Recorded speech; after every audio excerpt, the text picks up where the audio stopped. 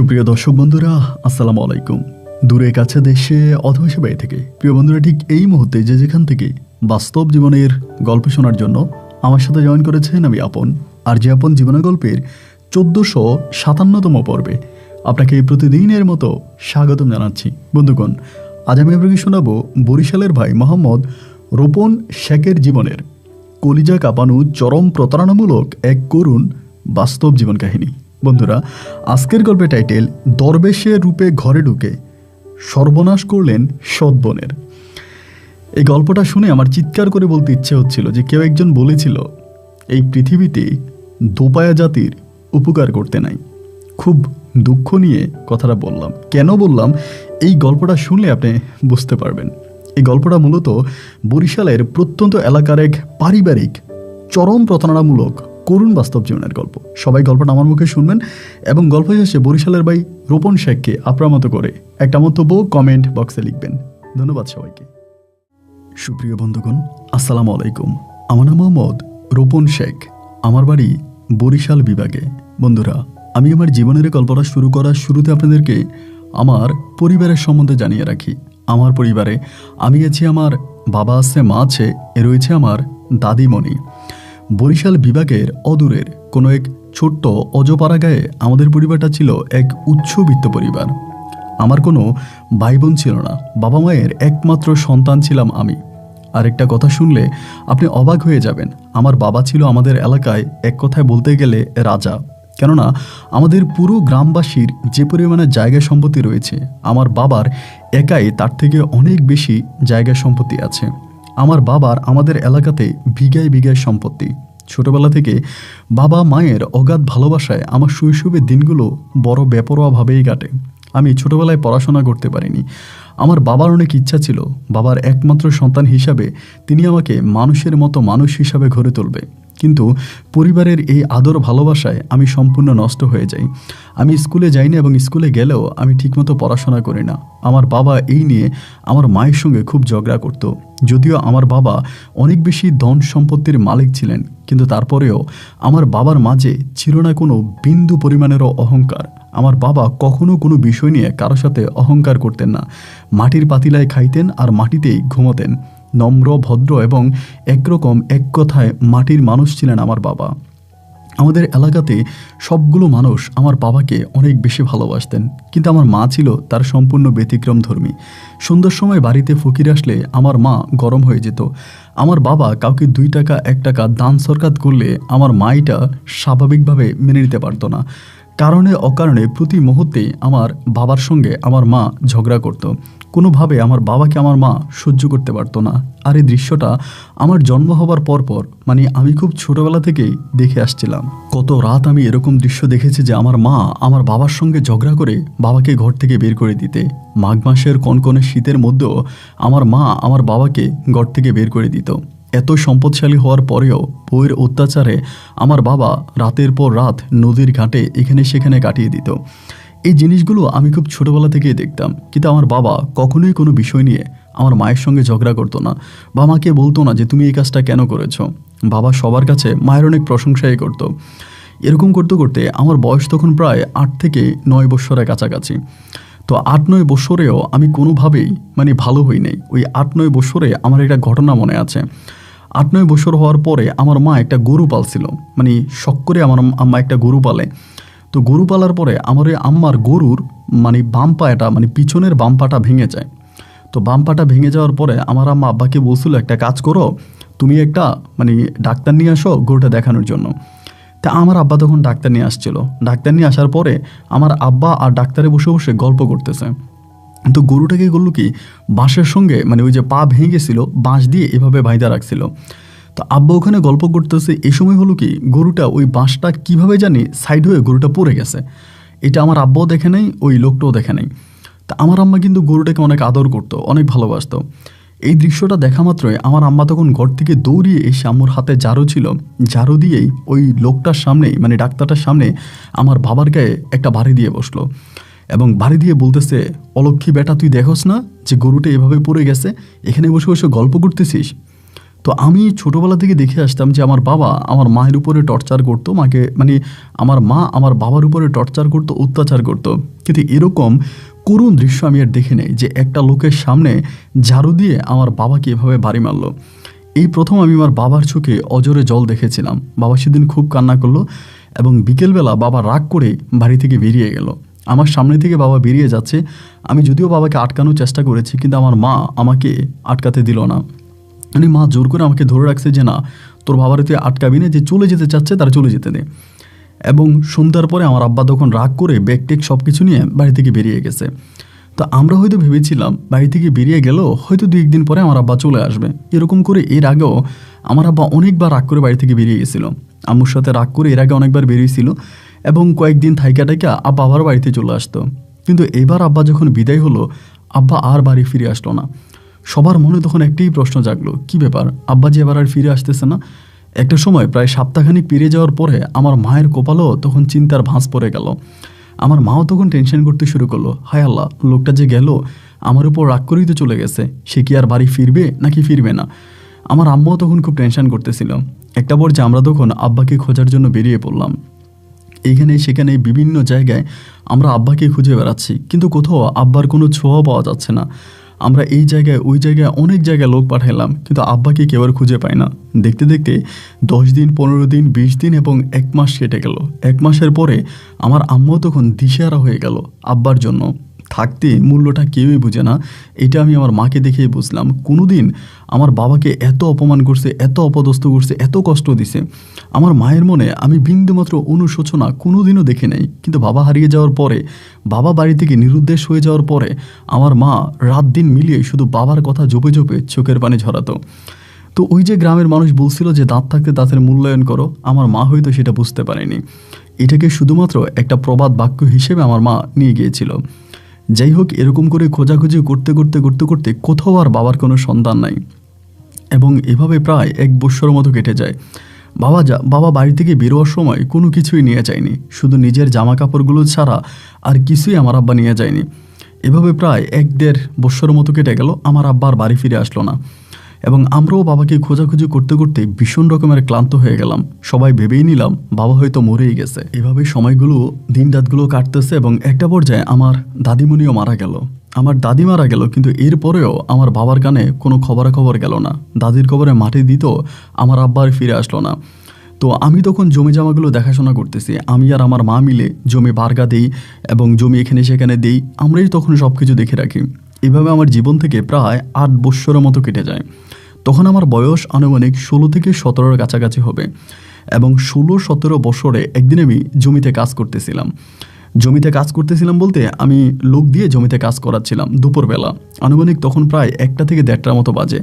ওই সময়ের ভিতরে আমাদের বাড়ি থেকে এক মহিলা দৌড়ে আমার কাছে আসছে। আয়শা বলতেছে, রোকন রোকন, তাড়াতাড়ি বাড়িতে আয়, তাড়াতাড়ি বাড়িতে আয়, তোর বাবা বাড়িতে আসছে। তো আমার যখন প্রায় 7-8 বছর বয়স, তখনই আমার আব্বা বাড়ি থেকে চলে গেছে।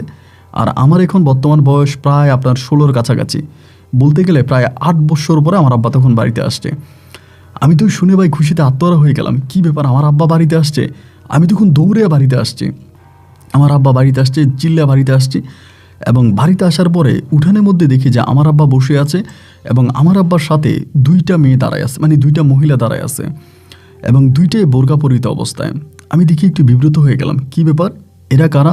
মা তখন অনেকটা মুখ কালো করে আছে। বাবা বাড়িতে আসছে, মা তো খুশি হওয়ার কথা এবং আনন্দিত হওয়ার কথা, কিন্তু মায়ের মুখে আমি কোনো হাসি দেখলাম না। মা মুখটা অনেক কালো করে আছে। তো আমাদের ঘরে আমার পাশের ঘরের এক দাদি থাকতো, আমরা ওনারে হনুফার মা বলি।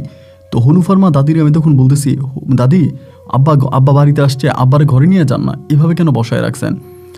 আব্বা যখন ঘরে ঢুকলো, আব্বার পাশে পাশে ওই 2টা মহিলাও আব্বার সঙ্গে ঘরে ঢুকলো।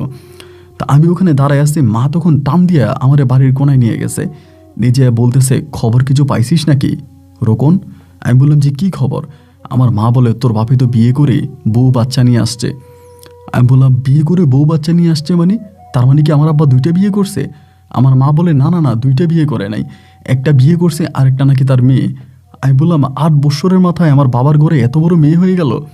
আমার আব্বা তো বাড়ি থেকে গেল মাত্র 8 বৎসর। আমার মা বলে, বাবারে, আমাদের কপালে মনে হয় এই বাড়ির ভাত উঠে গেছে, কোন ডাইনিরে নিয়ে আসছে আল্লাহই জানে। তাই আমি বললাম, তুমি এতটা মন খারাপ করো না, সবে মাত্র তো আসছে, আমরা কি আর থাকতে দিব, তুমি চিন্তা করো না। এমন করে করে আমার আব্বা যখন বাড়িতে আসছে তখন হলো কি, আমার মায়ের মনটা কিন্তু অনেকটা মানে শান্ত হয়ে গেছে। আমার আম্মা যেরকম আগে খুব উগ্র মেজাজে ছিল, আব্বার সাথে কারণে অকারণে ঝগড়া করতো, আব্বুর সাথে খারাপ ব্যবহার করতো, সেই সময়টাতে আমার মা অনেকটা ঠান্ডা হয়ে গেল, আব্বুর সঙ্গে আর কোনো খারাপ ব্যবহার করে না। তো মহিলাটা আসছে, আসার পরে ওই যে হনুফার মা দাদি আছে, আমি দাদির সঙ্গে কথা বললাম, দাদি আমারে বলে, তোর বাপে তো বিয়ে করে আসছে, এখন ওই বউ তো থাকতে হবে, তোরা একটা ঘর ছেড়ে দে। তখন আমাদের 2টা ঘর ছিল, এক ঘরে আমরা ধান চাউল এটা ওইটা রাখতাম, আরেক ঘরে আমরা থাকতাম। তো দাদি আমারে বলি, যেহেতু তোর বাবা বিয়ে করে আসছে, বউ নিয়ে আসছে, তার বউ নিয়ে তো থাকতে হবে, তোরা একটা ঘর ছেড়ে দে। তো এটা বলার পরে আমি মারে বললাম যে মা তুমি একটা ঘর ছেড়ে দাও। আমার মা তখন একটা ঘর ছেড়ে দিল, মানে আমরা একটা ঘর খালি করে দিলাম। তা আব্বা তখন ওই ঘরে ওই মহিলাকে নিয়ে উঠছিল।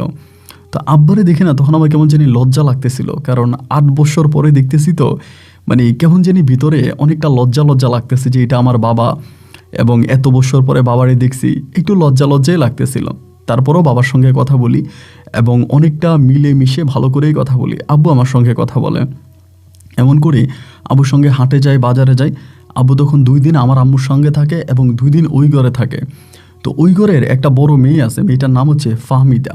তা আমি বললাম যে আব্বা, ওই মেয়েটা কি তোমার মেয়ে? আমার আব্বা বলে, না, এটা আমার মেয়ে না, এই মেয়েটার বাবা মরে গেছে, এবং বাবা মরে যাওয়ার পরে আমি এই মেয়ের মাকে বিয়ে করি, এবং বিয়ে করার পর আমি তাদের পরিবারে থাকি, ওখানে আমি 8 বছর থাকি এবং লাস্ট পর্যন্ত তাদের নিয়ে বাড়িতে আসি। আমার বাড়িতে আসার কোনো ইচ্ছা ছিল না, তোর জন্য মনটা খুব পোড়াচ্ছিল, কষ্ট হচ্ছিল, যার জন্য আমি বাড়িতে ফিরে আসছি। আমি বললাম, তুমি বাড়িতে আসছো বেশ ভালোই হয়েছে, এখন তো আর আম্মু তোমার সাথে ঝগড়া করে না। বিশ্বাস করেন, আমার আব্বা সেকেন্ড বিয়ে করার পরে আমার আম্মা একেবারেই শান্ত হয়ে গেল। পানির মধ্যে টল আছে, কিন্তু আমার মায়ের মাঝে কোনো টল ছিল না। আমার আব্বা যখন সেকেন্ড বিয়ে করলো, আমার মা একেবারে তারের মতো সোজা হয়ে গেল। আমার আব্বুর সঙ্গে কত সুন্দর করে কথা বলে, আব্বু খাইছে কিনা, আব্বু ঘুমাচ্ছে কিনা, আব্বুর শরীর ঠিক আছে কিনা, এই খোঁজ খবরটা যদি আমার আম্মা তা লাগতো না, তার 100 ভাগে 10 ভাগও যদি আমার আম্মা করতো, আমার আব্বা কখনোই সেকেন্ড বিয়ে করতো না, আমার আব্বা দ্বিতীয় বিয়ে করতো না। যাই হোক, এরকম করে তখন সময়গুলো কাটতেছে, দিন রাতগুলো কাটতে কাটতে একটা সময় আমার যে ছোটো মা আছে, আমি আমার ছোটো মাকে অনেক আদর করতাম, ছোটো মাকে অনেক আদর করতাম, এবং ছোটো মায়ের সাথে আমার সম্পর্কটা অনেক ভালো ছিল। কিন্তু দেখতাম ছোটো মা আস্তে আস্তে করে কেমন জানি একটু একটু বিষয়ে খুব রাগারাগি করতো, মানে যে কোনো ছোটো ছোটো বিষয়ে আমার আম্মুর সাথে লেগে যাইতো, আমার আম্মুর সাথে ঝগড়াঝাটি করতো। তা আমার আম্মা ওই সময়তে এতটা ভালো হয়ে যায়, আমার আম্মা এক কথায় বলতে গেলে আমাদের গ্রামের মধ্যে সবচেয়ে খারাপ মহিলা ছিল, তার সন্তান হিসাবে আমি বলে যাই, সবচেয়ে খারাপ মহিলা ছিল। কিন্তু আমার আব্বা যখন 8 বছর পরে সেকেন্ড বিয়ে করে বউ নিয়ে বাড়িতে আসে, ওই সময়টাতে আমার আম্মা একেবারে ভালো হয়ে যায়। কিন্তু আম্মা ভালো হলেও ওই মহিলাটা, মানে আমার সৎমাটা, আমার আম্মুর সাথে শুধু শুধু ঝগড়া করতো, কারণে অকারণে ঝগড়া করতো, এটা ওইটা নিয়ে ঝগড়া করতো, মানে বিভিন্ন বিষয় নিয়ে ঝগড়া করে। আমার আব্বা কখনোই কারো সাপোর্ট নিত না, আমার সাপোর্ট নিত না, মায়ের সাপোর্ট নিত না, মানে আমাদের পক্ষেও না, তাদের পক্ষেও না। 2 পক্ষের সাথে আব্বু ঠিকঠাক মতোই কথা বলে আব্বু তখন মানে সময় পার করতো। কারোর সঙ্গে আব্বু খুব বেশি ভালোও না, আবার কারোর সঙ্গে আমার আব্বু খুব বেশি খারাপও না। এরকমভাবে 2টা ফ্যামিলির সঙ্গে আব্বুর তখন দিনরাত কাটতেছে। আমরাও তখন আব্বুকে বিভিন্নভাবে মানে হেল্প করে যাচ্ছে। আব্বু অনেকটা অসুস্থ হয়ে যায় ওই সময়টাতে। এরকম করতে করতে আমার মা সারাদিন খালি কাঁদতো। ধরেন পুকুর ঘাটে গেলে, এখানে গেলে, ওইখানে গেলে 24টা ঘন্টা খালি কান্না করতো। আমি মারে বলতাম, মা তুমি এত কান্না করো কেন? এত কান্না করো না, এত কান্না করা কি ঠিক? সব কিছু ঠিক হয়ে যাবে।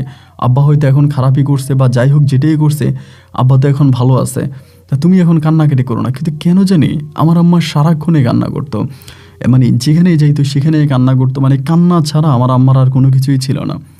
এভাবে দিন আর রাতগুলো কাটতেছে, আমিও পরিবারের মাঝে পড়ে আছি। এমন করতে করতে আমার তখন আমাদের গ্রামেরই একটা মেয়ের সঙ্গে একটা সম্পর্ক ছিল, এটা আমি আমার গল্পের মাঝে ভুলেই গিয়েছিলাম। মেয়েটার নাম ছিল সাথী আক্তার, এবং এই মেয়েটাও দেখতে শুনতে খুব একটা ভালো ছিল, যে কিনা আমার বয়সের থেকেও প্রায় 1 বছরের ছোট ছিল। তো আমার মাও কিন্তু এই বিষয়টা জানতো। তো সাথীর তখন এদিক সেদিক থেকে বিয়ের ঘর আসা, মানে বিয়ের ঘর আসতেছিল। আমি তখন আমার মাকে বিষয়টা জানাইলাম যে মা, এমন এমন ঘটনা, ওর তো এদিক সেদিক থেকে বিয়ের ঘর আসতেছে, তা ওর তো আমার পছন্দ হয়, মানে আমি ওর বিয়ে করতে চাই। আমার আম্মারে বললাম আর কি। আমার আম্মাও কিন্তু ওর সাথে সম্পর্কের বিষয়টা জানতো। আমার মা তখন আমার আব্বাকে বিষয়টা জানাইলো যে এমন এমন ঘটনা, রোপণ তো এরকম বিয়ে করতে চায় অমুকের মেয়েরে, তুমি কি বলো? তো ওই সাথীর বাবা আসলে খুব বেশি একটা উন্নত মানে মানুষ ছিল না আর কি। আমার আব্বুর সাথে সাথীর আব্বুর সম্পর্কটা খুব বেশি একটা ভালো না। তো এখন বলতে গেলে আমার আব্বু তখন আমার মাকে ডিরেক্টলি মানা করলো যে না, আমি ওই বাড়ির মেয়েরে বিয়ে করায় আনবো না আমার বাড়িতে, ওনাদের সাথে আমাদের সম্পর্ক ভালো না। আব্বু মুখের উপরে মানা করে দিল। তখন আমার মা বলতেছে যে ছেলে পছন্দ করছে, অনেক দিন ধরে মেয়ের সাথে সম্পর্ক আছে, এখন মেয়ের এদিক সেদিক থেকে বিয়ের ঘর আসতেছে, তা তুমি একটু যাও না। আমার আব্বা তখন এক কথা দুই কথা আমার আম্মার উপরে রেগে গেল, এই একটা বিষয় নিয়ে খুবভাবে রেগে গেল। এবং রেগে যাওয়ার পর আমার আব্বা তখন বললো যে না, এই বিষয়ে আমি কোনো রকমের সাহায্য করতে পারবো না। আমার মা তখন আব্বুর সাপোর্ট না নিয়ে পুরোপুরি আমার সাপোর্ট নিল। আমার সাপোর্ট নিয়ে আমার আম্মু তখন সাথীর আব্বু আম্মুর সাথে কথা বলে, এবং সাথীর আব্বু আম্মুর সাথে কথা বলার পরে তারা তখন বলে যে ঠিক আছে, যদি রোপণের বাপ রাজি না হয় তাও সমস্যা নেই, আপনি যেহেতু আসছেন আমরা বিয়ে দিব। পরে সম্পূর্ণ আমার আব্বাকে না বলেই আমি তখন একরকম করে একটা কোড ম্যারেজ করে ফেলি। কোডে গিয়ে আমি তখন সাথীকে বিয়ে করি, এবং সাথীকে বিয়ে করে আমি সাথীকে বাড়িতে আনি। এটাই মনে হয় আমাদের জীবনের সবচেয়ে বড় কাল হয়ে দাঁড়িয়েছে। সাথীকে বিয়ে করে যেদিন আমি সাথীকে বাড়িতে আনি, সাথীকে বাড়িতে আনার 2 থেকে 3 দিন পরে ঘটলো এক ঘটনা। আমার আব্বা আমাদের ঘরে আসে না। আগে তো আমাদের ঘরে আসতো, আমাদের ঘরে 2 রাত থাকতো, ওই ঘরে 2 রাত থাকতো, এভাবে মিলে থাকতো।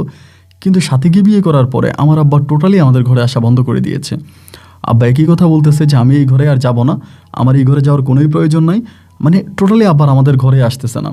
তো আমার আম্মা বলে এটা কী ধরনের কথা বলতেছেন আপনি, আপনি আসবেন না কেন? আমার আব্বা তখন বলে তোমরা আমার কথা অমান্য করছো, আমার কথা অমান্য করে তোমরা এরকমভাবে বিয়ে করাই দিচ্ছ আমার ছেলেরে, না আমি এতে আসবো না। আমি আব্বার হাতে ধরে পায়ে ধরে অনুরোধ করে যে আব্বা আপনি আসেন, আমি বিয়ে করে ফেলছি, তো আব্বা আপনার মাফ করে দেন। না, আমার আব্বা আসবেই না।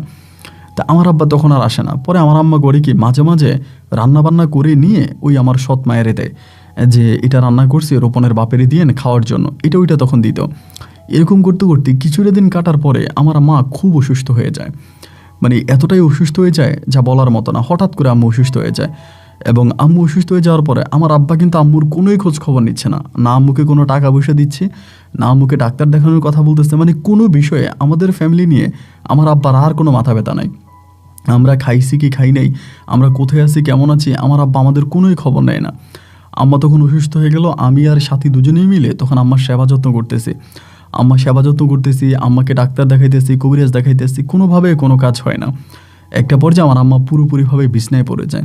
তো আমার আম্মার আসলে কি হয়েছিল এটা কেউই বলতে পারে না, আসলে বলতে পারে না আমার আম্মুর কী হয়েছিল। আম্মু বিছনায় পড়ে যায়, এবং 3 মাস পর্যন্ত আম্মু বিছনায় ঘোরাঘুরি করে, এবং 3 মাস পরে আমার আম্মু ইন্তেকাল করে। আমার আম্মু 3 মাস পরে মারা যায়। অবাক করা বিষয় হচ্ছে আমার আম্মা মারা যাওয়ার পরেও আমার বাবা আমার মায়ের মরা মুখটা পর্যন্ত দেখতে আসে নাই। তো সে সময় গ্রামবাসী সবাই আমার মায়েরে বলতো, হাই রে তোর জামাইরে তুই কত কষ্ট দিছিস, কত কষ্ট তুই জামাইরে দিছিস, আজকে তোর এই জামাই তোর মরা মুখটা দেখতে পর্যন্ত আসছে না। আমার আব্বারে সবাই বলল যে আপনার বউ মারা গেছে, আপনি আসেন ওরে দেখেন, আপনার বড় বউ দেখতে আসেন। আমার আব্বা বলল যে না, আমি ওরে দেখবো না, ও তো আমার কাছে অনেক আগেই মরে গেছে, আমি ওর চেহারা দেখতে চাই না। আমার বিয়েটার আগেও যদি মোটামুটি আব্বু একটু ভালোই ছিল, কিন্তু আমার বিয়ে করার পরেই আমার আব্বু পরিপূর্ণভাবে পাল্টে গেল। আমার আব্বু আসলোই না।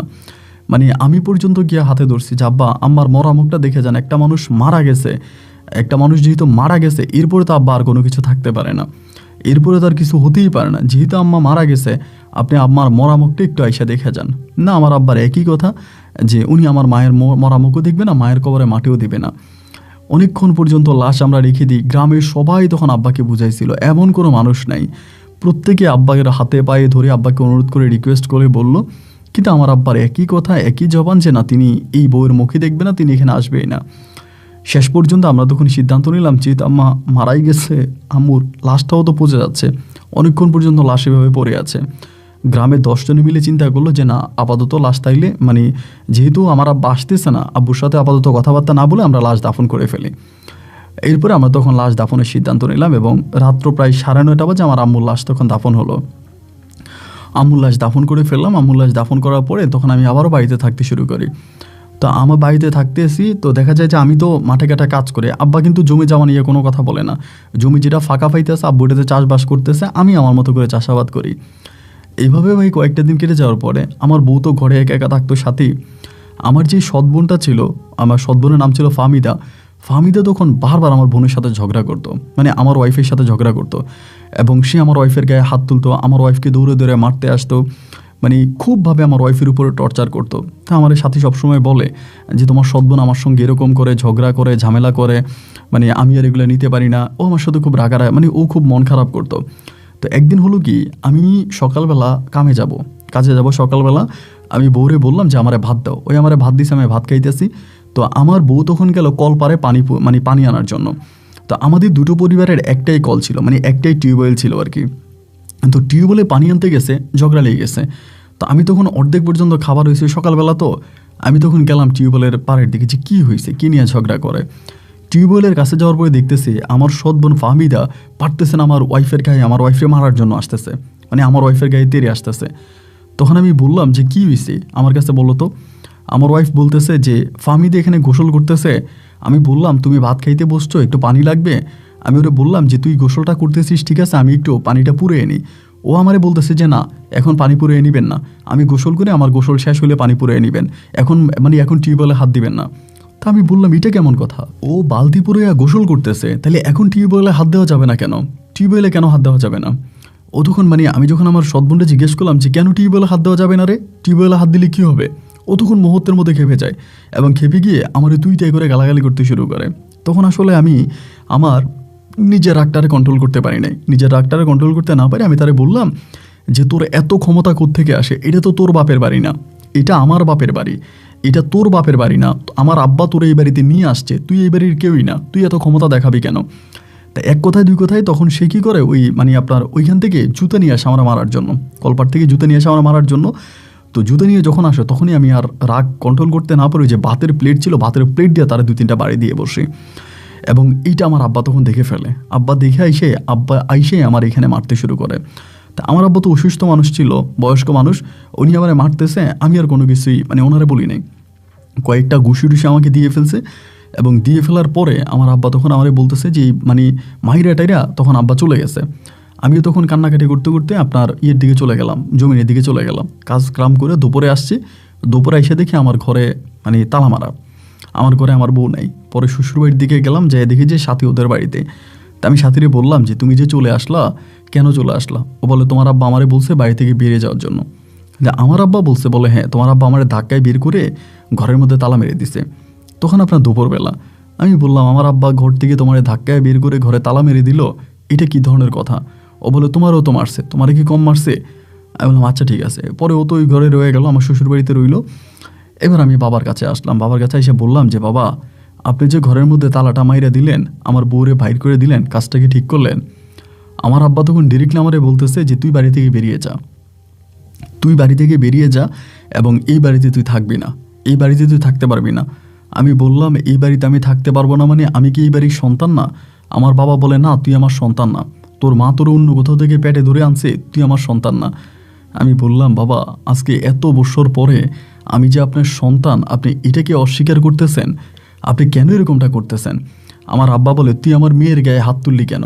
আমি বললাম আমি আপনার মেয়ের গায়ে হাত তুলছি, তো আপনিও তো আমার গায়ে হাত তুলছেন, আপনি কি আমার মারেন নাই? উনি বলে যে না, তোরে আরও মারা দরকার ছিল, তোর গায়ে আরও হাত তোলা দরকার ছিল। তাই আমি বললাম ঠিক আছে মারেন, আমার গায়ে যদি আপনি কম হাত তুলে থাকেন, যদি মনে হয় যে আমাকে আরও মারা উচিত, তা আপনি আসেন আমারে আরও মারেন।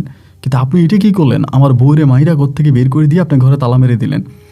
আব্বা আমার বলে আমি তালা মারছি, আরও মারবো, তুইও বাড়ি থেকে বেরো, তুই আমার বাড়িতে থাকতে পারবি না। তো দেখেন আমার সৎমা কিন্তু সাথেই বসে আছে, আমার সৎ বোন তারাও বসে আছে, তারা একটাবারের জন্য আমার আব্বারে কিছু বলতেছে না। আব্বা যে কথাগুলো বলতেছে আমার আব্বারে তারা কিছুই বলে না, আব্বুর সঙ্গে কথাই বলে না। এইভাবে রাগারাগির একটা পর্যায়ে আব্বা তখন আমারে বললো তুই আমার বাড়ি থেকে বেরো, আজকের পর থেকে তুই আর কোনোদিন আমার বাড়িতে আসবি না, আমি তোর চেহারাই দেখতে চাই না, আমি আজকের পর থেকে আর কখনোই তোর চেহারা দেখতে চাই না, তুই আমার বাড়ি থেকে বেরো। খুব রাগারাগি করলো এবং রাগারাগির একটা পর্যায়ে আমি তখন রাগ করে বাড়ি থেকে বেরিয়ে গেছি। রাগ করে বাড়ি থেকে বেরিয়ে আমি বলছিলাম ঠিক আছে, যেহেতু বাড়ি থেকে আপনি আমাকে বেরিয়ে করে দিয়েছেন, আমি বাড়ি থেকে বেরিয়ে গেছি। বেরোয় তখন আমি সাথীদের বাড়িতে আমার শ্বশুর বাড়িতে চলে গেছি। রাতে শ্বশুরবাড়িতে থাকলাম, সকালবেলা জমিতে গেলাম কাজ করার জন্য।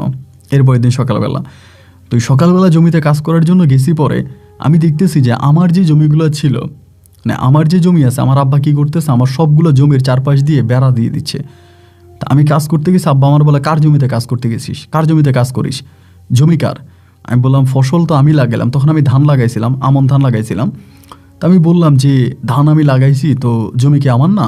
বলে জমি তোর হইলো কোত্থেকে, তুই তো আমার ছেলেই না, তুই যেহেতু আমার ছেলে না, এই জমি তোরও না। তুই যে তোর শ্বশুর বাড়িতে গেলি, তোর শ্বশুরের জমি কর। তোর শ্বশুরের জমি কোন কোন জায়গায় আছে ওইখানে গিয়ে তোর শ্বশুরের জমি চাষাবাদ কর। আমার জমি তুই ধরবি না। তুই আমার সন্তানও না, তুই আমার জমিও ধরবি না। আমি বললাম, আপনি এটা কী ধরনের কথা বলতেছেন? আমি আপনার সন্তান না। আপনি কালকেও বললেন, কালকে না হয় আগের মাথায় বললেন, আপনি আজকেও বলতেছেন। উনি আমারে বলে, আমি যা বলছি ঠিকই বলছি, তুই আমার সন্তানই না। আমি তোরে আমার সম্পত্তির কানা করেও দিব না। আমি তোদের সাথে কোনো সম্পর্কই রাখতে চাই না। তুই তোর শ্বশুর বাড়িতে গেছিস, ঘর জামাই চলে গেছিস, তুই এখানে থাক। আমি বললাম, আমি তো ঘর জামাই যেতে চাই নাই, আমি আমার শ্বশুর বাড়িতেও যেতে চাই নাই, আমি ঘর জামাইও যেতে চাই নাই। আপনি আমারে ঘর থেকে বের করে দিয়েছেন, যার কারণে আমি গেছি। আমার আব্বা ডাইরেক্ট বলতেছে যে না, তুই আর আমার জমিতে হাত দিবি না, তুই আমার ছেলে না। ধাক্কায় ধাক্কা আমার তখন জমি থেকে উঠিয়ে দিল।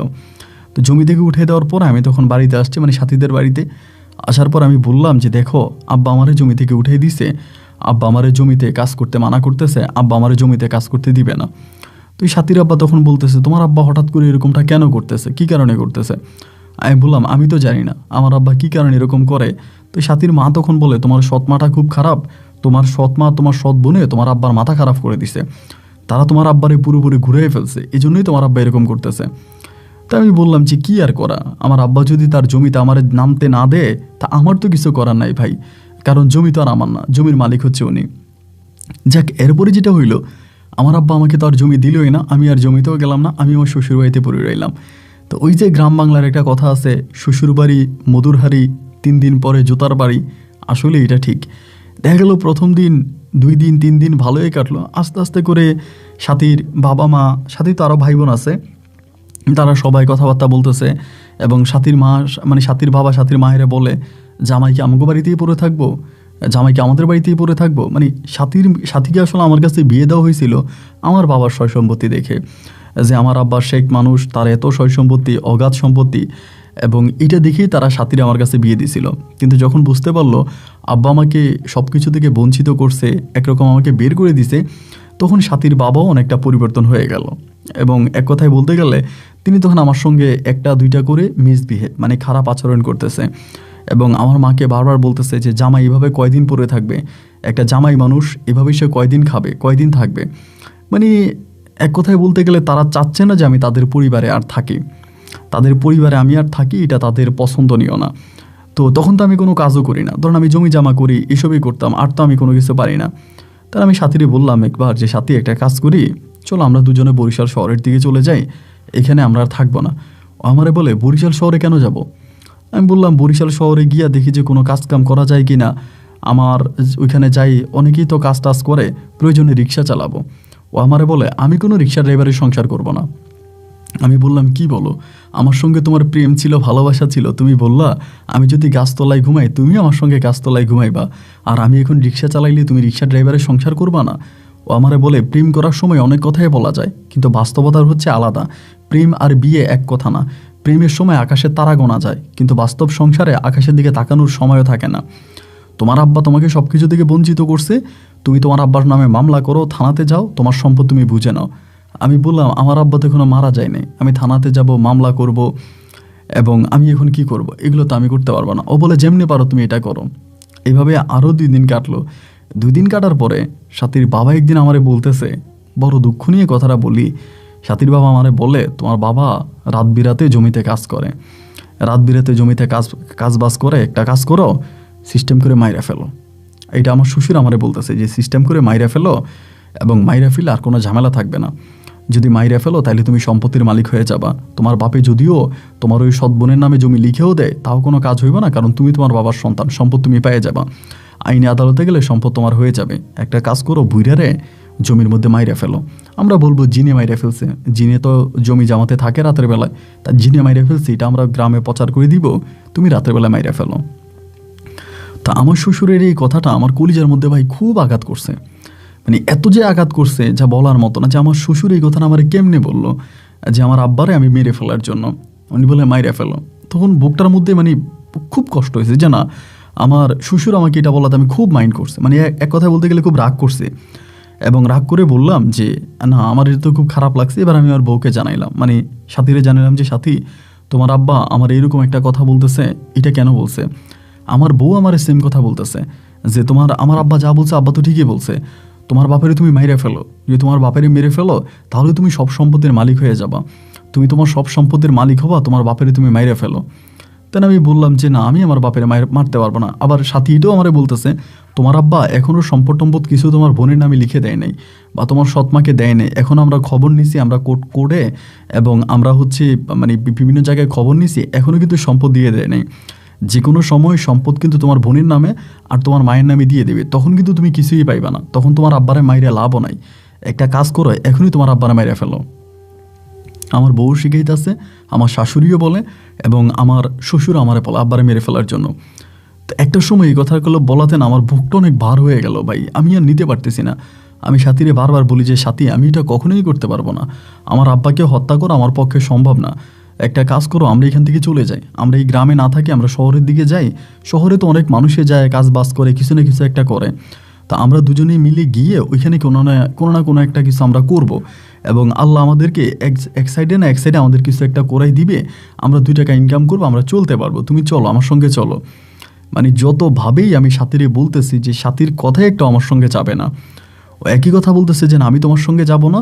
আর এসব মানে সবশেষ বড় কথা হচ্ছে, আমি তোমার সংসারও করতে চাই না। মানে এবার সে ডিরেক্টলি বলেই ফেললো যে সে আমার সংসারও করতে চায় না। আমি বললাম তুমি এমনটা কেন করতেছ, আমার সংসার করবা না? মানে না, সে আমার সংসারই করবে না। আমারে বলতেছে যে আমি প্রয়োজনে তোমার মতো একটা অমানুষের সংসারই করব না, আমার মতো একটা অমানুষের সংসারও করবে না। তো ভাই একটা পর্যায়ে দেখা গেলো যে দুজনের অবস্থা এরকমই হয়ে গেল যে মানে সাপে আর বেজির মতো, সারাক্ষণ ঝগড়াঝাটি। একদিন রাতের বেলায় আমি ওর একটা ধমক মারছি, মানে একই ঘরের মধ্যে একটা ধমক মারছি। ওর বাপে ওই রুম থেকে দৌড়ে এসে আইসে আমার বলতেছে, এই বেটা তুই আমার বাড়ি থেকে বাইরো, আমার বাড়ি থেকে তুই বাইরো। আমি বললাম যে আব্বা এটা আপনি কী বলেন? বলে বাইরো তুই আমার বাড়ি থেকে বেটা, আমার বাড়িতে থাকোস, আমার বাড়িতে খাস, আবার আমার মেয়ের ধমক মারোস। আমি বললাম আমি তো ধমক দিই নাই। বলে তুই বাইরো, আমার বাড়ি থেকে বাইরো। আমার শ্বশুর তখন আমার একরকম কলারে ধইরা বাড়ি থেকে বের করে দিছে, মানে একদম কলারে ধরে বাড়ি থেকে বের করে দিছে। দেওয়ার পরে আমি তখন মানে এত কষ্ট পাইছি, মানে এই রাতের বেলায় আমি তখন মায়ের কবরের কাছে গেছি। মায়ের কবরের কাছে গিয়া মার কবরটারে জড়াই ধরে চিৎকার করে কান্না করতেছি। তখন ভাই বুকটা অনেক ভার হয়ে গেছে যে আমার সঙ্গে এরকম ঘটনাটা কেন ঘটলো। মানে শ্বশুর আমারে মায়ের ঘর থেকে বের করে দিল, মায়ের কবরে গেছে, মায়ের কবরে সারাটা রাত কান্না করছে। কান্না করে সকালবেলা আমি এক কাপড়ে, মানে আমার কাছে জামা কাপড় যা আছে ওই এক কাপড়ে ঘর থেকে বেরিয়ে গেছি। বেরিয়ে বাজারে একজনের কাছে কিছু টাকা পাইতাম, মানে ধার পাইতাম, ধারের টাকাটা তার কাছ থেকে নেই। তারা কোনো কিছু বলি না, আমারে বলে তোর চোখগুলো এরকম লাল হয়ে আছে কেন রে, তোর কী হয়েছে? আমি বললাম না রে ভাই, কিছুই হয় নাই, শরীরটা ভালো লাগতেছে না। তো ওর কাছ থেকে ধারের টাকা নিয়ে আমি তখন বরিশাল শহরে চলে যাই। বরিশাল শহরে যাওয়ার পরে ওইখানে তখন কাজের সন্ধান করতেছি, আমি তেমন কোনো কাজ পাই না। মানে আমার আসলে কেউ চিনেও না, পরিচয়ও না, আর কি আমারে কাজ দিবে বলেন? তো তেমন কোনো কাজও পাই না। তো এমন করতে তখন বরিশাল বাস স্ট্যান্ডের মধ্যে আমি একটা ছোটোখাটো কাজ পাইছি। সে কাজের নামটা আপনাকে নাই বলি, এটা খুবই ছোটো একটা কাজ। তো ওই কাজটা তখন করতাম, কইরা 20 দিন 25 দিন মানে মোটামুটি কাজ করতাম, ভালো লাগতো। এরকম করতে একদিন হলো কি, আমি ওই কাজটা করতেছি, একজন দিনী ভাই, মানে এরা হচ্ছে আপনার তাবলিগ জমাত করে মনে হয়, তাবলিগের একটা ভাই আইসা আমার বলতেছে, ভাই কাজটা পরে করেন, আগে আইসা নামাজটা পড়েন জোহরের সময়। তা আমি তখন বললাম যে আচ্ছা ঠিক আছে চলেন। আমি তখন কাজটা বন্ধ করে আইসা নামাজ পড়ছি। নামাজ পড়ার পরে তারা দুপুরে রান্নাবান্না করতেছে মসজিদের সামনে, আমি তাদের সঙ্গে গিয়ে ওখানে বসছি। বৈশা তাদেরকে ওই যে পাতিলটা ওইটা এনে দিচ্ছি। তখন কিন্তু আমি এবার দাঁড়িয়ে রাখছি, আমার মুখে দাঁড়িয়ে আছে। তো সেখানকার একটা ভাই আমারে বলতেছে, ভাই আপনি এখানে কী কাজ করেন? আমি বললাম ভাই বাস স্ট্যান্ডে এই কাজ করি। পরে আমারে বলে, আমাদের সঙ্গে চিল্লায় যাবেন নাকি? আমরা 21 দিনের 30 দিনের 2 মাসের এরকম চিল্লায় যাই, তাবলিগ জমাত করে, যাবেন আমাদের সঙ্গে? আমি বললাম এটা তো খুব ভালো, তো আপনারা যদি আমার নিয়ে যান তাহলে আমরা যাব। পরে বলে আপনি কিন্তু পোশাক আশাক পাল্টাইতে হবে, এই সমস্ত পোশাক আশাকে হবে না। তো উনি আমার যেমনি বললো তেমনি আমি তখন আমার পোশাক পরিবর্তন করলাম এবং পোশাক পরিবর্তন করে আমি তাদের সঙ্গে তখন তাবলিগে গেলাম। এবং প্রথমে আমি একটা মসজিদে গেলাম, ওই মসজিদে আমরা প্রায় 3 দিন পর্যন্ত ছিলাম। 3 দিন থাকার পরে এরপর আমি আরেকটা মসজিদে গেলাম, গেছি, এরকম প্রায় 3টা 4টা 5টা মসজিদে গেছি। তো এরকম বিভিন্ন মসজিদে থাকতাম। একদিন হলো কি, একটা মসজিদে কাজ করতেছিলাম, মানে একটা মসজিদে আমরা গেছি, এটা বরিশাল সদর থেকে অনেক দূরে, একেবারে খুবই প্রত্যন্ত একটা এলাকা, মানে একেবারে নিম্নবিত্ত একটা এলাকা। সেই এলাকার একটা ভাঙা মসজিদে, হিসাব করতে গেলে মসজিদটা ভাঙাই, ওই ভাঙা মসজিদে আমরা তখন দিন প্রচারের উদ্দেশ্যে গিয়েছিলাম। মানুষকে ইসলামের দাওয়াত দেওয়ার জন্য আমরা তখন ওই মসজিদে যাই। এবং সেই মসজিদে যাওয়ার পরে আমরা তখন হচ্ছে মসজিদটা পরিদর্শন করি, মসজিদে ঘুরি। এবং রাতের বেলায় মানে সবাই তখন শুইছে, আমিও তখন শুইছি, মসজিদটা ভাঙা ছিল। ওই রাতের বেলায় আমি তখন আমার মায়ের স্বপ্ন দেখছি, আমার বাপের স্বপ্ন দেখছি। আমার বাপের স্বপ্ন দেখছি, আমার বাপের স্বপ্ন দেখে আমার খুব কষ্ট হইতেছে, মানে আমার বুকটা মানে ফাইটে যাইতেছে। তো হঠাৎ করে ঘুমটা তখন ভেঙে গেল। ঘুমটা ভেঙে যাওয়ার পরে আমি তখন বসছি, বৈশা বৈশা কান্না করতেছি। তো আমার পাশে তো দিনী ভাইয়েরা আছে, এরা তো ঘুমাইতে আছে। তো বৈশা বৈশা কান্না করতে করতে চিন্তা করতেছি, মানে খুব কষ্ট হইতেছে ভিতরে, মানে বুকের ভিতরটা মনে হয় ছিঁড়ে যাইতেছে। তো চিন্তা করলাম এতটা কষ্ট হইতেছে, একটা কাজ করেই যাই, এখানে যে আমি কান্না করতেছি তাদের ঘুমে তো সমস্যা হবে, তারা তো ঘুম থেকে উঠে যাবে। তো আমি একটা কাজ করি, আমি এখান থেকে উঠে যাই। তো এখান থেকে উঠে আমি তখন একটা আপনার পুকুর পাড়ে গেছিলাম, মানে এই মসজিদটার পাশে একটা পুকুর আছে, পুকুরের ঘাট আছে।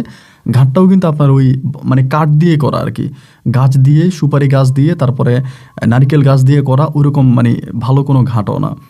তো ঘাটের মধ্যে গিয়ে ওই ঘাটের ওখানে গিয়ে বসে আছে, তখন রাত আনুমানিক প্রায় 2টা কি 2:30টার মতো বাজে, এরকমই হবে সম্ভবত। তাই আমি ওখানে বসে বসে কান্না করতেছি। হঠাৎ করে আমার কাছে মনে হলো কে জানি আমারে বলতেছে পিছন থেকে, কাইন্দা লাভ কি, আসল ঘটনা তো জানোস না। যে কাইন্দা লাভ কি, আসল ঘটনা তো জানোস না। এটা বলার পরে আমি একটু মানে অবাক হয়ে গেলাম, কি ব্যাপার, কে বলে, মানে কথা বলে কে? তো পিছনের দিকে তাকালাম, পিছনে তাকে দেখি যে কেউ নাই। তো সামনের দিকে তাকে, তাও দেখি যে কেউ নাই। পরে আমি বললাম কে, তা কোনো কথা বলে না।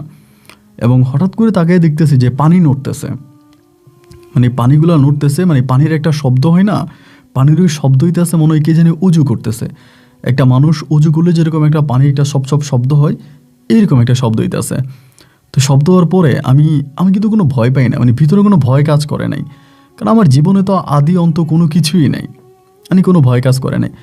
তা আমি বললাম যে কে, যখন কথা বলে না তখন আমি চলে যাওয়ার পরে চলে যাচ্ছি, আর হঠাৎ করে পিছনের দিকে একটু ফিরে তাকাইলাম, মানে যাই যেতে পিছনের দিকে ফিরে তাকাইলাম, দেখি ঘাটকুল থেকে একটা লোকে বসে অজু করতেছে, পায়জামা পাঞ্জাবি পরা, মাথার মধ্যে পাগড়ি রাপে অজু করতেছে। তো লোকটাকে দিকে আমি তখন এখানে দাঁড়াইলাম, দাঁড়ানোর পরে লোকটা তখন অজু করলো, অজু করে আমার দিকে আসতেছে। খুবই সুন্দর চেহারার একটা লোক, এক কথায় বলতে গেলে একজন সাধারণ মানুষ। পরে আমি সালাম দিলাম এবং উনি সালামের উত্তর নিল। উত্তর নেওয়ার পর আমার হাতে একটা খেজুর দিল, এবং খেজুরটা একেবারে কাঁচা একটা খেজুর। খেজুরটা আমি তখন নিলাম, নেওয়ার পর আমি খেজুরটা কামড় দিয়ে খাইলাম। পরে আমারে বলে, কি মন খারাপ, বাবারে স্বপ্নে দেখছো? আমি তখন বললাম যে জি, বাবারে স্বপ্নে দেখছি। পরে এখানে দাঁড়ায় আমি ওনার সঙ্গে কথা বলতেছি। তো এখন এত রাতের বেলায়, রাত আনুমানিক 2টা 2:30 বা 3টার কাছাকাছি, এই রাতের বেলায় এই লোক কোত্থেকে আসছে বা অজু করে আমার সঙ্গে কথা বলতেছে, এবং আমার ভিতরের যে কথাগুলো, উনি আমার ভিতরের কথাগুলো উত্তর দিতেছে, মানে মনের ভিতরের কথাগুলো উনি বলে দিতেছে। আমার আব্বা এরকম করছে, আমার মা এরকম করছে, মানে আমার অতীত জীবনে যা কিছু ঘটেছে, আমার অতীতের সমস্ত কিছুর বর্ণনা উনি একে একে আমাকে দিচ্ছে। এবং উনি মনে হয় যেন মানে সব কিছুই জানে, মানে আমার অতীত জীবনে কি হয়েছে না হয়েছে, উনি সব কিছুর বর্ণনা আমাকে একে একে দিয়ে যাচ্ছে। তার সঙ্গে কথা বলতে বলতে তখন আজান দিয়ে দিবে। তখন আমার এক ভাই উঠছে, উঠার পরে উনি বলতেছে যে যান, আপনি মসজিদে যান, আমি আসতেছি। এটা বলার পরে উনি মসজিদের দিকে আমাকে যাইতে বলল, আমি মসজিদের দিকে আসছি। আসার পরে আমার হঠাৎ করে মনে হলো, আরে লোকটা কে? এই মসজিদের ঘাট থেকে আমি তখন আবারও ফিরে আসছি। তখন আমার একজন দিনী ভাই উঠছিল আজান দেওয়ার জন্য মনে হয়, এসে দেখি যে উনি আর ঘাট খুলে নাই, মানে এই ঘাটে আর নাই, ওনার আর দেখতে পাই না। না দেখতে পাওয়ার পরে আমি তখন গিয়ে হচ্ছে আমার ওরা আজান দিচ্ছে, আজান দেওয়ার পরে ওনাদেরকে বললাম যে এমন এমন একটা ঘটনা।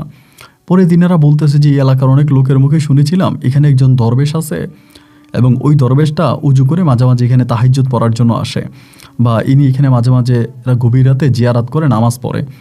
তো এইটাই সম্ভবত কোনো একটা জিন হতে পারে।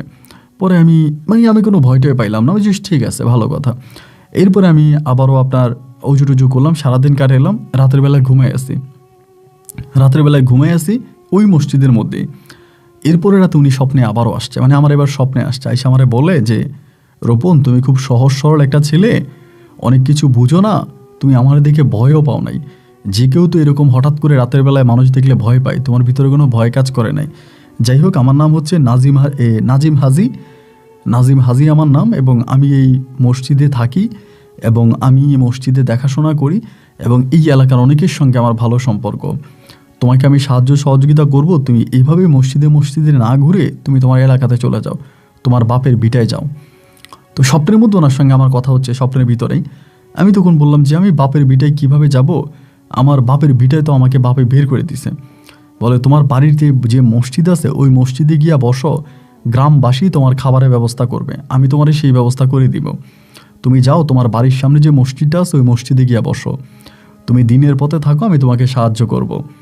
তো পরে আমি বললাম যে আরে লোকটা কি আবার এরকম করে কথা বলতেছে। আচ্ছা ঠিক আছে, উনি যেহেতু এরকম করে বললো, আমি তখন ঘুমটা ভাঙছে। ঘুমটা ভাঙার পরে আমি আল্লাহর অশেষ রহমত ওনাকে সরাসরি দেখলাম, একেবারে সরাসরি দেখছি মসজিদের মধ্যে ওনার সঙ্গে বসে বসে আমি কথা বলছি, একদম খুবই একজন সাধারণ মানুষের মতো, স্বাভাবিক মানুষের মতো। আমারে বলতেছে যে তুমি যাও এবং তুমি তোমার গ্রামে যাও, আমি তোমার খাবারের ব্যবস্থা করে দেবো। তুমি এইভাবে ওদের সঙ্গে মানে হাট বাজারে ঘুরে বেড়ায়ও না, রাস্তায় ঘুরো না, এটাতে তোমার খুব খারাপ হবে, তুমি চলে যাও, তুমি তোমার গ্রামে যাও, গ্রামের যে মসজিদ আছে ওই মসজিদে গিয়ে বসো। তো উনি আমারে যেভাবে বললো সেম একইভাবে আমি তখন মানে ওনার কথা শুনছি। ওনার কথা শোনার পরে আমি তখন সিদ্ধান্ত নিলাম যে ঠিক আছে, তাহলে আমি আমার এলাকার মসজিদে চলে যাব। পরের দিন আমি তখন আমার ভাইদের সাথে সব কিছু বিদায় করে আমি আমার ব্যাগ ট্যাগ নিয়ে আমি আমার গ্রামের উদ্দেশ্যে রওনা দিলাম। তো আমি তখন আমার গ্রামে চলে গেছি। গ্রামের যে মসজিদটা আছে, বড় মসজিদ আমাদের গ্রামে, ওই বড় মসজিদে গিয়ে বসছি। ওনারা কিন্তু আমি দেখতেছি, উনি কিন্তু 24 ঘন্টা আমার সাথেই আছে, আমার সঙ্গে কথা বলতেছে, আমার সাথে হাঁটতেছে, আমি ওনাকে দেখতেছি। তো মসজিদে গিয়ে বসছি, বসার পরেই এই মসজিদে নামাজ কালাম পড়তেছি, বা গ্রামের সবাই তখন আমাকে দেখে আসছে, হ্যান্ডশেক করতেছে, কথা বলতেছে। আমার আব্বার সঙ্গে আমার দেখা হয়েছে মসজিদে, আমি সালাম দিয়েছি, আমি উত্তর নিয়েছি, অতটুকুই। এত মাস বা এত বছর কোথায় ছিলাম, কোত্থেকে আসছি, এর কোনো কিছুই না। এরকম করতে করতে করতে করতে আমি ওই দিন ওই মসজিদেই ছিলাম। থাকার পরে গ্রামের আরেকজন আমার তাদের ঘর থেকে খাবার এনে দিছে। আমি ওই দিন খাবার খাইছি। খাবার খাওয়ার পরে মানে যেই বেটা আমার খাবার এনে দিল আর কি, আমাদের সম্পর্কে চাচা হয়, তো আমারে উনি বলতেছে মানে নাজিম হাজি বলতেছে যে এই লোকেরে পকেট থেকে বের করে একটা খেজুর দাও। আমার এটা বলে দিতেছে, মানে উনি আমার সাথেই আছে, বলে আমাদের খাবার দিছে, আমারে ওনার একটা খেজুর দাও, ওনার একটা সমস্যা আছে, খেজুরটা খেলে ভালো হবে। পরে আমি বললাম কাকা আপনি খেজুরটা খাইয়েন। তা বলে কি, কেন খেজুরটা খাবো কেন? উনি বলে যে খেজুরটা দিছে আপনারে, আমি দিছি, আপনি খাইয়েন। তো ওনার পেটে সমস্যা ছিল, মানে পেটে আলচারের মতো সমস্যা ছিল, আলচার ছিল। উনি সবসময় আপনি যে সোডা চিনেন তো, মানে সোডা খাইতো, শুধু সোডা খাইতো পেটের ব্যথায়। তো ওই খেজুরটা খাওয়ার পর ওনার পেটের ব্যথা ভালো হয়ে গেছে, মানে আর কোনো সমস্যা নাই। এই একটাই ঘটনা আর কি, শুধু এই একটা ঘটনা থেকেই আমাদের পুরো গ্রামে রটাই গেছে যে আমি দরবেশ হয়ে গেছি। মানে সবাই তখন আমাকে দরবেশ বলে ডাকতে শুরু করে। এবার এই ঘটনার পরে উনি মানুষকে বললে এবার সবাই তখন আমার কাছে মসজিদে আসতেছে, এই জন্যে এটা নিতে আসে, ওই জন্য ওইটা নিতেছে, মানে এক একজন মানুষ এক এক ধরনের ফর্মুলা আমার কাছ থেকে নিতেছে। তো এরকম করে আমার কাছে আসতেছে মানে মানুষ আমার কাছে প্রতিনিয়তই আসতেছে। এমন করতে করতে আমার আব্বাও তখন বিষয়টা বুঝে গেল যে আমার সঙ্গে কিছু একটা আছে এবং আমি মানুষের ভালো কাজ করতেছি। এবং এটা জানার পর আমার আব্বা তখন আমাকে বাড়িতে নিয়ে গেল যে ঠিক আছে তুই বাড়িতে চল। এভাবে আমার তখন আর মসজিদে রাখে নাই, মসজিদে না রাখা আমার আব্বা তখন আমার বাড়িতে নিয়ে গেছে। এই প্রথম বাবা আমার নিজেই বাড়িতে নিয়ে গেল। এখানে আপনাকে কয়েকটা বিষয় আরও জানায় রাখি, আমার বউ যে ছিল সাথীর আরেক জায়গায় বিয়ে দিয়ে দিয়েছে, সাথীর আব্বা সাথীর আরেক জায়গায় বিয়ে দিছে। তো আমি তখন চলে গেছি, মানে আমাকে ডিভোর্স করে ওরা আরেক জায়গায় বিয়ে দিয়ে দিছে। তো বাড়িতে গেছি, বাড়িতে যাওয়ার পর আমি তখন এই কবিরাজি করতেছি। আমার সৎ বোন আমার সঙ্গে মোটামুটি ভালো হয়ে যায়, আমার সৎ মাও ভালো হয়ে যায়। আমার সৎ বোনকে তখন বিয়ে দেওয়া হয় একজন লোকের কাছে, ওই লোকটার নাম হচ্ছে ইয়াকুব আলী। উনিও মোটামুটি মানে প্রভাবশালী লোকে, ওনার কাছে আমার সৎ বোনের বিয়ে দেয়। তো বিয়ে দিয়েছে, কিন্তু এখানে শর্ত রাখছে যে আমার সৎ বোন বাড়িতে থাকবে, ওরে নিয়ে যাওয়া যাবে না, এখানেই থাকবে। তো উনি ওনার মতো করে মাঝে মাঝে আসবে, আমার সৎ বোনের সঙ্গে থাকবে, এরকম করে বলছে। যাই হোক, এরকম করে বলার পরে তো তারপরে তো আমি আমার মতো করে আসি, আমার মতো করে আমি দিন রাত কাটাইতে আসি, রুগী আসতেছে, রুগী দেখতেছি, এবং আমার সঙ্গে এই নাজিম হাজিও আছে। তো এমন করতে করতে বেশিরভাগই আপনার রুগীরা আসতো, আপনার বাচ্চা হয় না, মানে যে সমস্যাটা সবচেয়ে বেশি হইতো সেটা হচ্ছে বাচ্চা হয় না, এবং বাচ্চা না হওয়ার জন্য মানে আমার কাছে আসতো।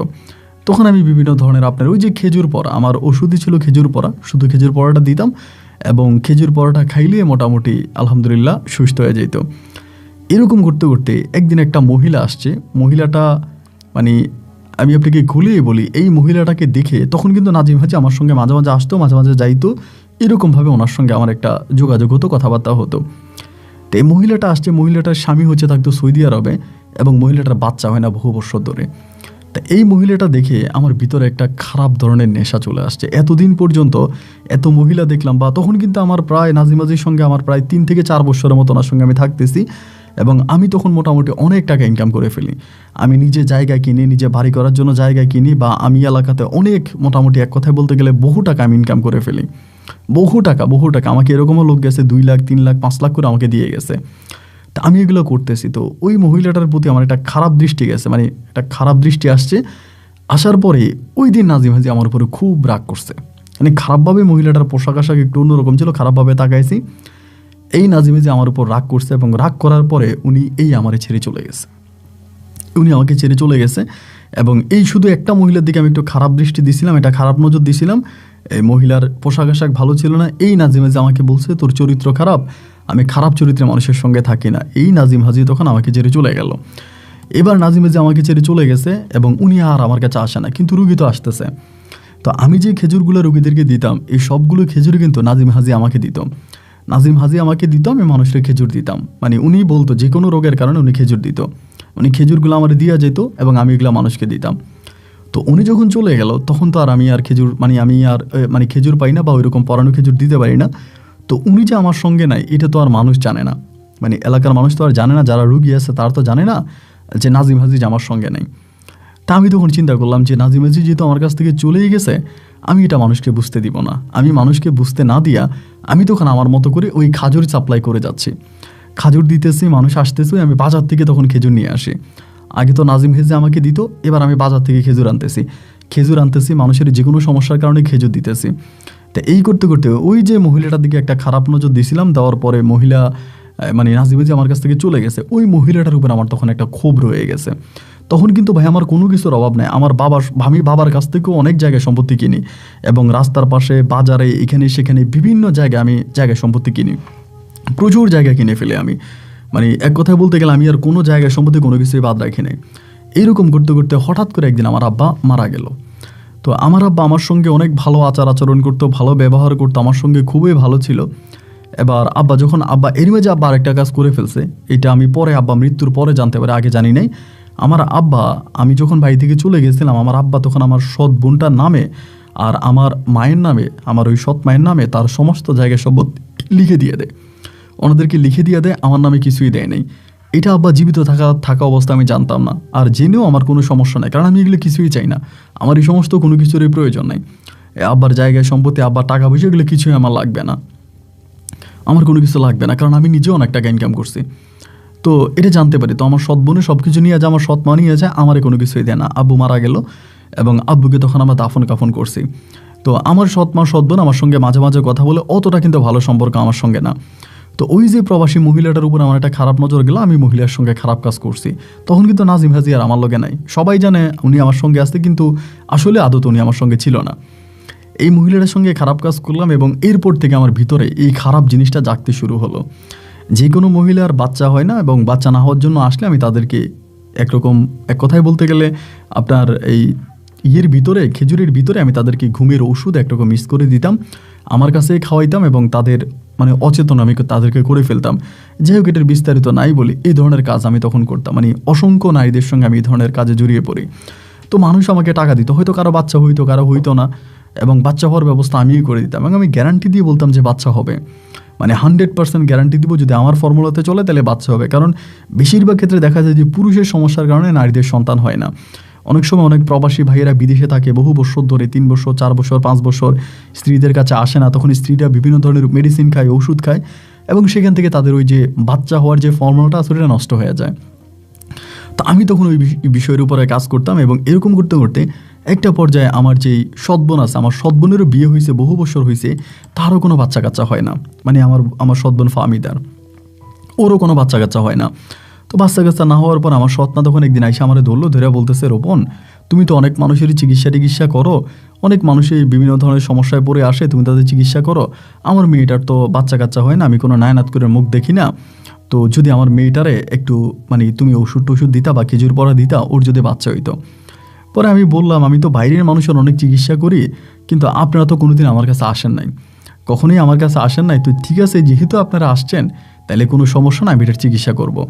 তা একে তো এমনি আমার সৎবোন ফাহমিদের উপর আমার একটা ব্যক্তিগতভাবে একটা রাগ রয়ে গেছে, একটা ক্ষোভ রয়ে গেছে, যে ও আমার সঙ্গে চিটিং করছে, বা ও আমার বাবার সম্পদ নিয়ে গেছে, ওর কারণে আমি আমার বউরে হারাইলাম, আমার বউ সাথী ওর কারণেই চলে গেছে, আমার বউরে মারছে, আমার এরপরে তো আমার আব্বা আমাকে বাড়ি থেকে বের করে দিল। তো ওর উপরে কিন্তু আমার একটা ব্যক্তিগত ক্ষোভ রয়ে গেছে, এবং ওই ব্যক্তিগত ক্ষোভের ক্রোশ ধরে আমি তখন ওর আসলে ক্ষতি না, আমি একটা কথা বলতে গেলে ক্ষতিই করি নাই, ওই চিকিৎসা দিছিলাম, আমার ওই খারাপ চিকিৎসাটাই দিছিলাম। এবং এইভাবে খারাপ চিকিৎসা 1 দিন 2 দিন 3 দিন ওর সঙ্গে খারাপ চিকিৎসা দিয়ে দিতে একটা সময় ও গর্ভবতী হয়। ওর জামাই কিন্তু মাঝে মাঝে ওর কাছে আসতো, ধরেন সপ্তাহে 2 দিন 3 দিন, আবার ওনার এলাকাতে ব্যবসা বাণিজ্য আছে, উনি আইসা থাকতে পারতো না, হয়তো আসে রাত্রে থাকতো, সকালবেলা চলে যেত। তো আর আমি ওরে ওই যে আপনার যেটা বলে যে এই খেজুর পরা দিয়ে আমি ওর সঙ্গে খারাপ কাজ করতাম, ওই আমার বৈঠকখানা যেখানে অন্য মহিলাদের সঙ্গে তো ওর সঙ্গেও হতো। এইরকম করতে করতে ভাই ও তখন গর্ভবতী হয়, এবং গর্ভবতী হলে পরে আমার সৎমা তখন 3টা গরু, কালো 3টা গরু জবাই দিয়ে, বিশাল বিশালের 3টা গরু জবাই দিয়ে এলাকার সব মানুষকে তখন আমার সৎমা দাওয়াত দিয়ে খাওয়ায়, যে ওনার মানে নাতি এই মানে ওনার মেয়ে হচ্ছে গর্ভবতী হয়েছে, সবাই উনি দাওয়াত দিয়ে খাওয়ায়। সেই দাওয়াতে আমি উপস্থিত ছিলাম। এমন করে চলতে চলতে আমার সৎ বোনের ঘরে তখন একটা মেয়ে হয়, ফাহমিদার ঘরে তখন একটা মেয়ে হয়।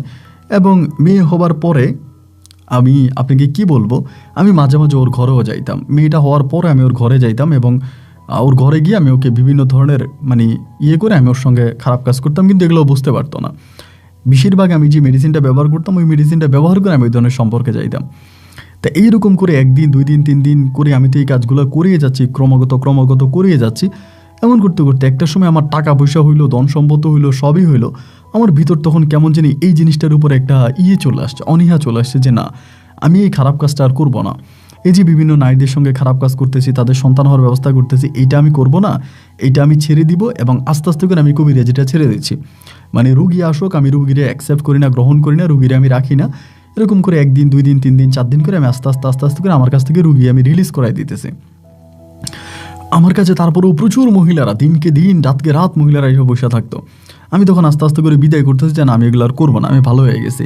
তো আমি ভালো হয়ে গেছি, আমি তখন জায়গায় সম্পত্তি আমার আস্তে ওইগুলো দেখাশোনা করে, আমার হাটের উপরে বাজারে আপনার দোকান দিছি, দোকান ভাড়া দিছি, এরপরে আবার এখানে বিল্ডিং উঠাইছি, বিল্ডিং ভাড়া পাইতেছি, আমি সব কিছু মিলিয়ে চলতেছি, আমার এইসব করার দরকার নেই। তো এইভাবে 1 দিন 2 দিন 3 দিন 4 দিন সময়গুলো কাটতে কাটতে একটা সময় হলো কি, আমি জানি না যে এটা কিভাবে শুরু হইলো। আমার যে বোনের জামাই আছে, মানে ফাহমিদের যে জামাই আছে ইয়াকুব আলী তখন করলো কি, মানে ফাহমিদারে মানে ডাউট করে বসলো, ওই যে সন্তানটা হয়েছে, মেয়েটা হয়েছে, ওই মেয়েটা মানে ওনার না, মানে এরকম একটা ডাউট করে বসছে। মানে হঠাৎ করে তাদের পারিবারিকভাবে ঝামেলা, মানে কী নিয়ে বসছে তা তো আর আমি জানি না। এবার আমারে তখন ডাকাইছে, আমার এই সৎমা আমারে ডাকাইছে, আমি তখন বাজারেই থাকি, আর ওই কবিরাজি আমি তখন টোটালি ছেড়ে দিছি, আমি আর কবিরাজি করি না, মানে পুরোপুরি ছেড়ে দিছি। আমার কিন্তু এরকম কোনো রেকর্ড নাই যে আমি কারোর সঙ্গে ধরা খেয়েছি, এবং ধরা খাওয়ার পর আমি কবিরাজি ছাড়ছি, আমি কিন্তু কোনো ধরা টরা খাই নাই, আমি এমনি ওটা ছেড়ে দিয়েছি। পরে আমার সৎমা আমারে ঢাকাইলো, ঘরের মধ্যে ঢাকায় বলতেছে যে ইকবাল তো, আর ইয়াকুব তো এরকম করে বলতেছে, ইয়াকুব তো অস্বীকার করতেছে, ইয়াকুব আমারে ডাইরেক্ট বলতেছে, আমার মেয়েরে বলতেছে এটা নাকি ওর সন্তান না, ও নাকি কেমনে নিয়ে পরীক্ষা করছে, পরীক্ষা নাকি ধরা খাইছে, এটা ওর সন্তান না।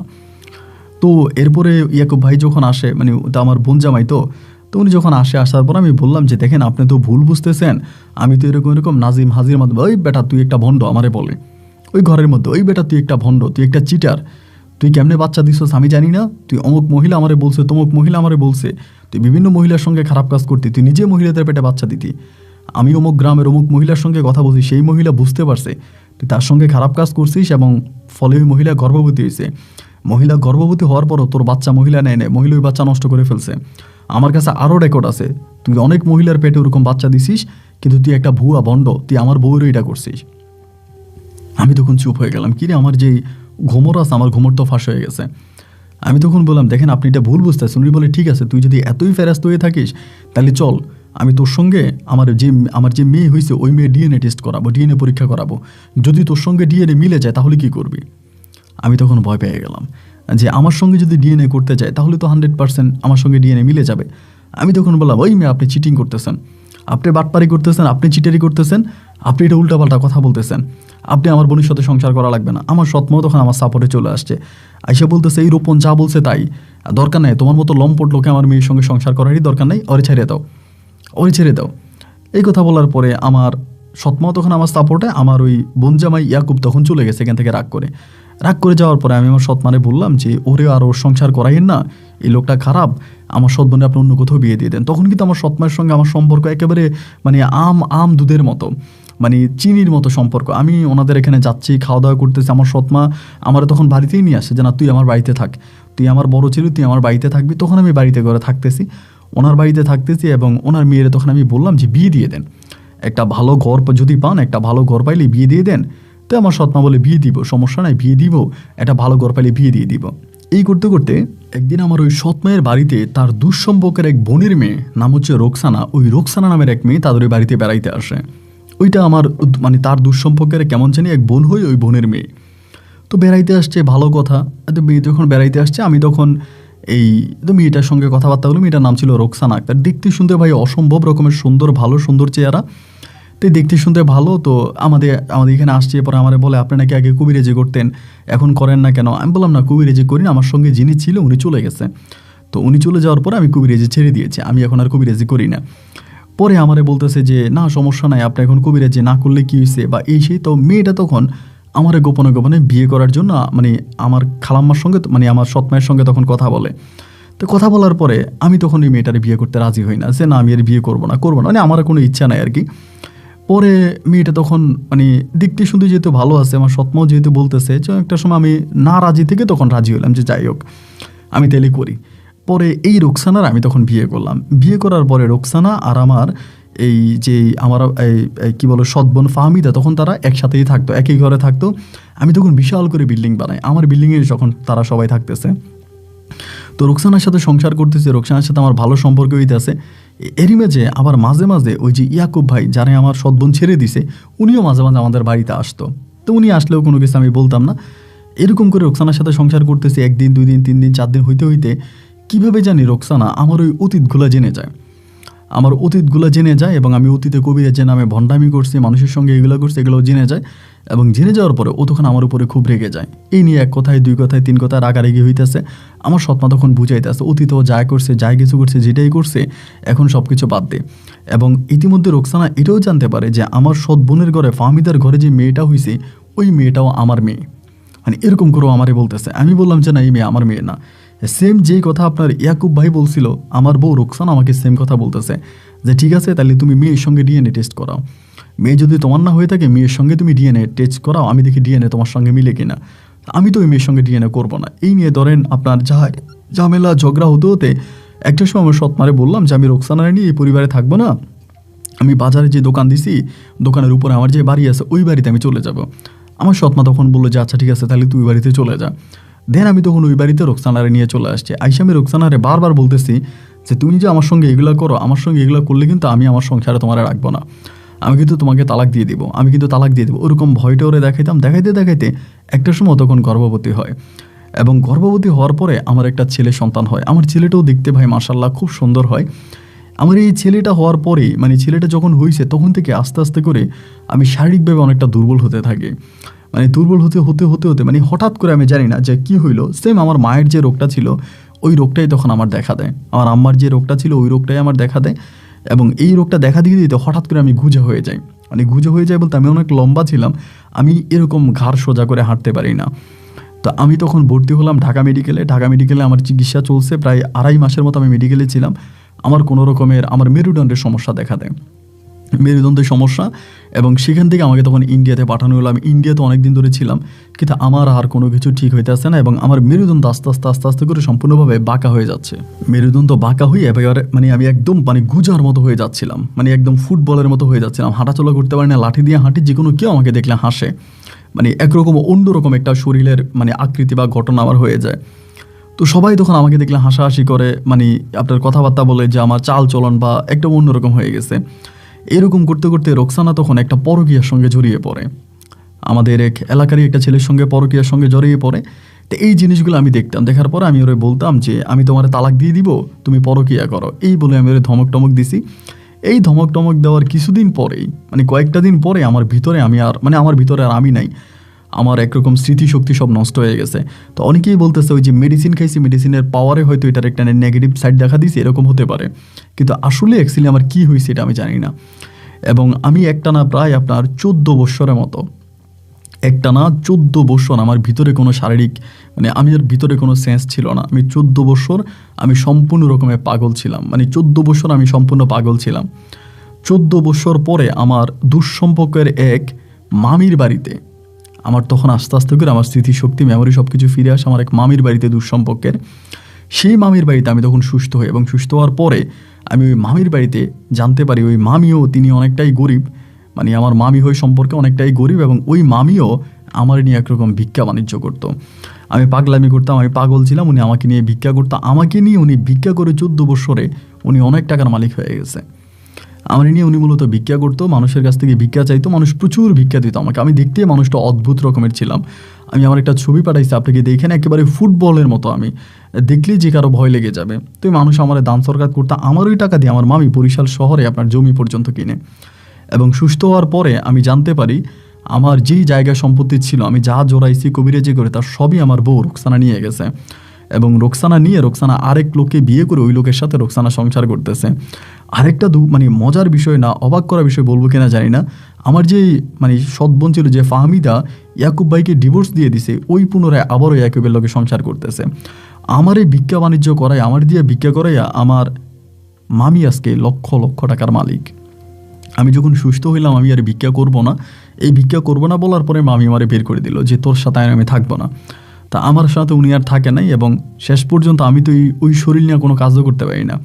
তো মানুষের কাছে হাত পাত পেলে মানুষ আমার দিকে তাকায়, আমার ভিক্ষা দেয়, আমার ভিক্ষাতে আমি মানুষের কাছ থেকে ভিক্ষা নিয়ে চলতেছি। তো আমার কোনো অভাব নাই, আমি ভিক্ষা করি, যেই টাকা পাই আমার রাজার হাওলাতে আমার দিন কাটে। কিন্তু আমি শারীরিকভাবে অসুস্থ, আমি সোজা হয়ে হাঁটতে পারি না, মানে একদম সোজা হয়ে হাঁটতে পারি না। আমি যেরকম করে হাঁটি এরকম করে আমাকে রাতের বেলায় মানুষ দেখলে ভয় পেয়ে যাবে, এমন এক অবস্থা। আমার মেরুদণ্ডের সমস্যার কারণে আমি সম্পূর্ণ বাঁকা হয়ে গেছি। তা আমি আপনার গল্পগুলো শুনি, আমি মাঝে মাঝে ভিক্ষা করে রাতে যখন বাসায় ফিরে, আমি কিন্তু ফুল টাইম করি না, হয়তো 4 ঘন্টা 5 ঘন্টা ভিক্ষা করি, আমার মানে চলার মতো টাকা হলে আমি বাসায় চলে আসি। বরিশাল শহরে আমার একটা বাসা ভাড়া আছে, ওই ভাড়া বাসার মধ্যে থাকি এবং থেকে আপনার গল্পগুলো শুনি, আমার অতীতের জীবন নিয়ে কল্পনা করি। তা আমি ভিক্ষুক মানুষ, প্রতিবন্ধী মানুষ, আমি জানি না আপনি আমার গল্প রেকর্ড করবেন কিনা, করেন বা না করেন আমার সঙ্গে একটু যোগাযোগ করেন, এটা আমার ফোন নাম্বার। আপনার জন্য দোয়া ভালোবাসা রইল। আসসালামু আলাইকুম। প্রিয় বন্ধুগণ, সবাইকে অনেক বেশি ধন্যবাদ এ পর্যন্ত আমার সাথে থেকে বরিশালের ভাই মোহাম্মদ রোকন শেখের জীবনের এই ভয়ানক বাস্তব গল্পটা শোনার জন্য। দেখেন, এই গল্পটার পর আমার কাছে একটা কথা স্পষ্ট মনে হচ্ছে, তুমি জীবনে যা পাপ করবা সে পাপের ফল কিছুটা দুনিয়াতে পাবা এবং বাকিটা পরপারে পাবা। দুনিয়াতে যে পাপ করবা সেই পাপের কিছুটা ফল তুমি দুনিয়াতে পাবা, আর বাকিটা তোমাকে আখেরাতে দিতে হবে। দুনিয়াতে রোকন যে পাপ করেছে সেই পাপের শাস্তি সে এমন ভয়ানকভাবে পেয়ে যাচ্ছে, মৃত্যুর পরে তার অবস্থা কি হতে পারে আপনি একটাবার চিন্তা করেন। সে আমাকে যে ছবিটা পাঠিয়েছে এটা কি একটা মানুষ না ফুটবল আমি ঠিক বুঝে উঠতে পারতেছিলাম না। তার মাথাটা পায়ের মধ্যে লেগে গেছে, মানে মাথাটা এরকম গোল হয়ে মনে হয় পায়ের মধ্যে লেগে গেছে, এবং সে চলার সময় ওরকম মাথা নত করে চলে। মানে এক কথায় দেখতে গেলে তার একটা প্রাণীর মতো লাগে, কোনো মানুষের মতো লাগে। তিনি অনেক লম্বা একটা মানুষ, একদম গোল হয়ে গেছে। তো এটা তার জীবনের হয়তো পাপের ফল, সে দুনিয়াতে এভাবে পাচ্ছে, আখেরাতে হয়তো আরও ভয়ানকভাবে সে মৃত্যুর পরে পাবে। আরেকটা কথা আমার কাছে খুব মনে পড়লো, হে মানুষ, কিসের তো অহংকার করছো তুমি? সকালবেলা বাদশা, ফকির সন্ধ্যাবেলায়। এইরকম শেখ ছিল ওই গ্রামের সবচেয়ে সম্ভ্রান্ত পরিবারের, সবচেয়ে ধনী পরিবারের সন্তান, যে কোনোদিন ভাতের থালি টান দিয়ে ভাত খায় নাই। আজকে সেই রকম প্রতিবন্ধী হয়ে রাস্তায় ভিক্ষা করছে। সুতরাং আপনি আপনার জায়গায় দাঁড়িয়ে অন্তত একটাবার আলহামদুলিল্লাহ বলে যান, একটাবার আলহামদুলিল্লাহ বলেন এবং আল্লাহর কাছে শুকরিয়া আদায় করেন। আমাদের শরীরে একটা ছোট্ট বিচি উঠলে, একটা ছোট্ট বিচি যদি ওঠে, একটা গোটা যদি ওঠে, এটা চিকিৎসা করার মতো টাকাও আমাদের কাছে নাই। ওইটা চিকিৎসা যদি আল্লাহ আমাদেরকে না করে, আমরা সেই ছোট্ট বিচিতেও মারা যেতে পারি। নমরুদকে আল্লাহ ছোট্ট মশা দিয়ে মেরেছে। তো যার কারণে বলবো যে আল্লাহর শুকরিয়া আদায় করেন, আর অবশ্যই তার কাছে দিনে 5 বার মাথা নত করেন, যে যার ধর্ম অনুযায়ী। সবাই ভালো থাকবেন, সুস্থ থাকবেন, এই শুভকামনা। আজকের মধ্যে এখানেই বিদায় নিচ্ছি। দেখা হবে নতুন দিন নতুন কোনো ভিডিওতে। আল্লাহ হাফেজ অ্যান্ড আসসালামু আলাইকুম।